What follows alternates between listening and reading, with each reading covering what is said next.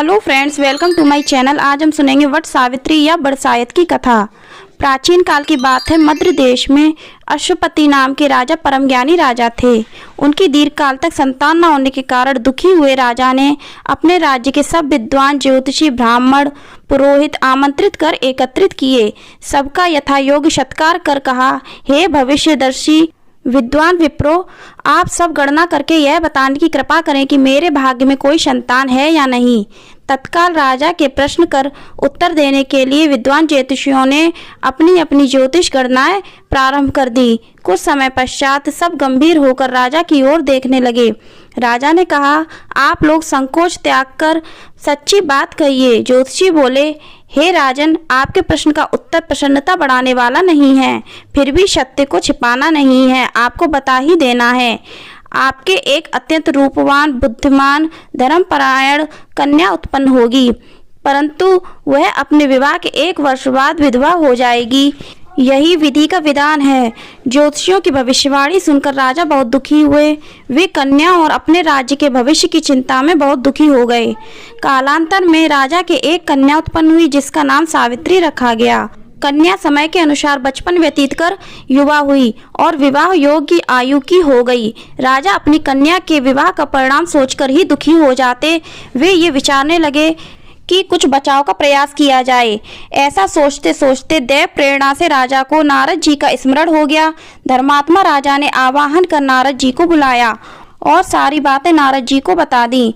नारद जी कुछ पल विचार कर बोले, हे राजन, तुम अपनी कन्या के विवाह का दायित्व उसी पर छोड़ दो। तुम अपनी कन्या से कहो कि वह अपने लिए स्वयं ही कोई योग्य वर तलाश ले। तुम्हारी कन्या जिस युवक को अपने भावी पति के रूप में तुम्हारे सामने प्रस्तुत करे, तुम उसी के साथ अपनी कन्या का और पूर्ण शास्त्रोक्त विधि से विवाह कर दो।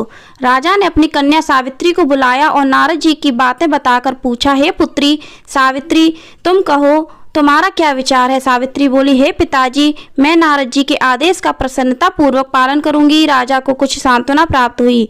अब राजपुत्री सावित्री ने सखी सहेलियों, दास दासियों और अनुचरों सहित भावी पति के योग्य व्यक्ति को ढूंढने में भ्रमण करना प्रारंभ कर दिया। अनेकों नगर वन पार कर सावित्री एक छोटे से रमणीक जंगल में पहुंची। वहां पहुंचकर सावित्री ने अपना रथ रुकवाया। कुछ देर प्रकृति की सुंदरता निहारने के बाद सावित्री विश्राम करने लगी।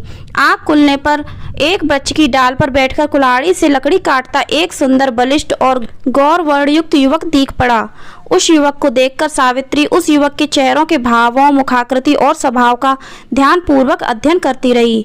युवक का मौन निरीक्षण करते हुए काफी समय व्यतीत करने के बाद सावित्री ने अपने अनुचरों द्वारा उस युवक को बुलवा भेजा। सावित्री द्वारा बुलाए जाने पर सत्यवान उसके पास आ पहुंचा। सावित्री द्वारा परिचय पूछे जाने पर सत्यवान ने कहा, हे राजकुमारी, मैं एक दरिद्रता प्रभावित कुलीन युवक हूँ। इसी जंगल में रहता हूँ। मेरे साथ ही मेरे माता पिता भी रहते हैं। वे अंधे हैं। मैं जंगल की लकड़ी काटकर बाजार में बेचता हूँ। इसी से हम तीनों प्राणियों का जीवन निर्वाह होता है। मेरा नाम सत्यवान है। आप कहिए, मैं आपकी क्या सेवा करूँ। उस सत्यवान नामक युवक की शालीनता, शिष्टता और स्पष्टवादिता से सावित्री बड़ी प्रभावित हुई। उसने युवक के गुणों से प्रभावित होकर उससे विवाह करने का निश्चय किया।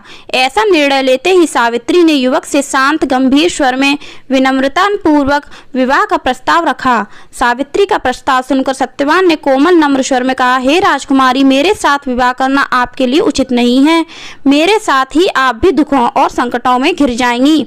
इसके बाद सावित्री बार बार विवाह का आग्रह करने लगी। सत्यवान तरह तरह से समझाता रहा, परंतु सावित्री के हट करने पर सत्यवान ने कहा, समीप ही मेरे माता पिता की कुटिया है, आप उनके पास चलें। अच्छा हो कि यह बात उनके सामने हो। सत्यवान के प्रस्ताव से उत्साहित होकर सावित्री उसकी कुटिया में गई। वहां सत्यवान के अंधे माता पिता ने भी सावित्री को हर तरह से समझाया, पर सावित्री ने अपनी ओर से उन्हें तरह तरह से आश्वस्त कर विवाह की स्वीकृति प्राप्त करने में सफलता प्राप्त कर ली। सत्यवान ने भी विवाह के लिए स्वीकृति दे दी। सत्यवान की कुटिया से लौटकर सावित्री अपने पिता के पास पहुंची और संपूर्ण वृत्तांत बता दिया। सावित्री अपने पिता से वार्तालाप कर ही रही थी कि उसी समय नारद जी आ पहुंचे।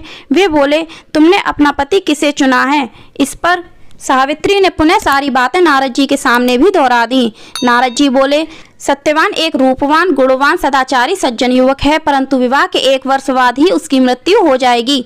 इसलिए हे सावित्री, तुम अपने लिए पुनः किसी अन्य व्यक्ति को चुनो। सत्यवान अल्पायु, कम उम्र में मरने वाला है। नारद जी की बात सुनकर सावित्री बोली, हे नारद जी, देव भय से मैं धर्म से विमुख नहीं हो सकती हूँ।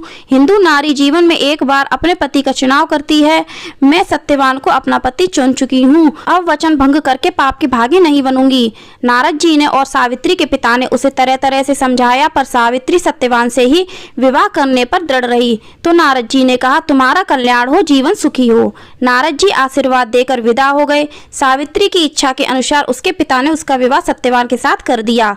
सावित्री को ज्ञात था कि 1 वर्ष बाद उसके पति की मृत्यु हो जाएगी। ऐसे में यदि शंकर जी को प्रसन्न कर लिया जाए तो विधि के विधान पर भी विजय पाई जा सकती है, क्योंकि शंकर जी के विषय में प्रसिद्ध है, मेटई कठिन कुअंक भाल के भावहु मेट सकई त्रिपुरारी। अर्थात शंकर जी में शक्ति है कि विधाता का विधान भी बदल सकते हैं। अतः सब प्रकार से निश्चय कर सावित्री भक्ति पूर्वक शंकर भगवान की आराधना करने लगी। सत्यवान के लिए सावित्री पूर्ण मनोयोग से शिव जी की आराधना करती रही। जब सत्यवान की आयु के केवल 7 दिन शेष रह गए तो सावित्री और तीव्रता से कठिन व्रत उपवास कर भगवान को प्रसन्न करने में लग गई। सावित्री की भक्ति से प्रसन्न होकर भगवान शंकर उसके सामने प्रकट हुए और बोले, हे सावित्री, मैं तुम्हारी भक्ति से प्रसन्न हूँ, मुझसे मनवांछित वर मांग लो। सावित्री बोली, हे भगवान, मेरे पति की आयु के 2 दिन ही शेष हैं, कृपया उसकी जीवन रक्षा की युक्ति बताएं। भगवान शंकर बोले, कल ज्येष्ठ की अमावस्या के दिन भक्ति पूर्वक वट वृक्ष की पूजा करने से तुम्हारी मनोकामना पूरी होगी।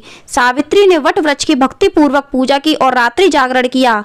दूसरे दिन प्रातः काल जब सत्यवान जंगल में लकड़ी काटने लगा तो सावित्री भी उसके साथ चलने की हट करने लगी। किसी प्रकार सास ससुर को राजी कर सावित्री ने पति को भी मना लिया और उसके साथ जंगल में स्वयं भी गई। लकड़ी काटने के लिए सत्यवान एक वृक्ष पर चढ़ा।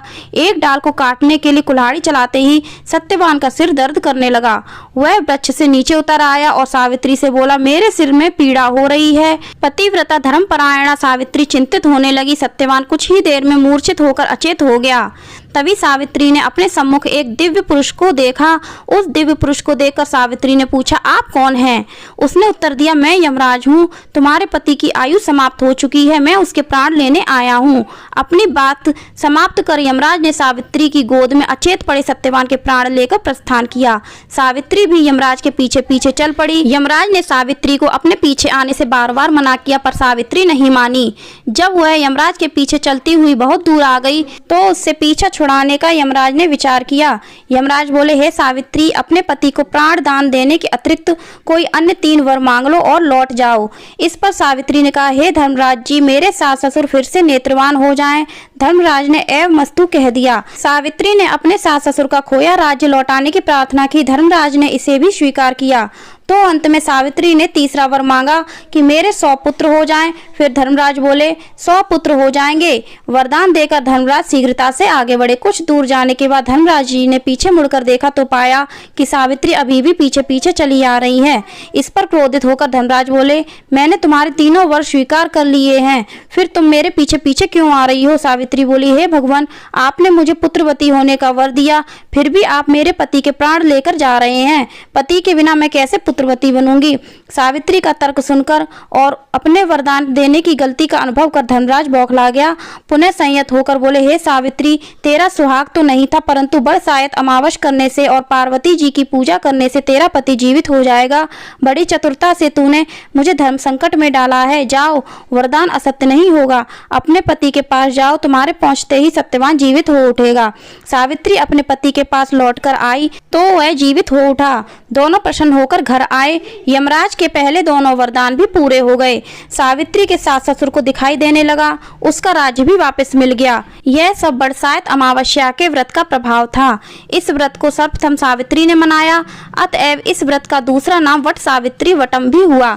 हे भगवान, जिस प्रकार आपने सावित्री को अचल सुहाग दिया, वैसे ही सभी को देना। जो भी इस कहानी को कहता सुनता है, उसकी सब मनोकामनाएं पूर्ण होती हैं। सावित्री के पिता को पुराने श्राप से मुक्ति प्राप्त हुई। सावित्री के पिता अश्वपति को भी 100 पुत्र प्राप्त हुए। उसने सारे में ढिढोरा पिटवा दिया कि कहते सुनते जेठ की अमावस आएगी, जब बड़ की पूजा करना और बड़ के पत्तों का गहना बनाकर पहनना। सावित्री सत्यवान ने भी 100 पुत्र प्राप्त करके दीर्घ आयु तक राज्य भोगा और अंत में वैकुंठ सिधार गए। प्रत्येक सौभाग्यवती स्त्री को यह व्रत अवश्य करना चाहिए।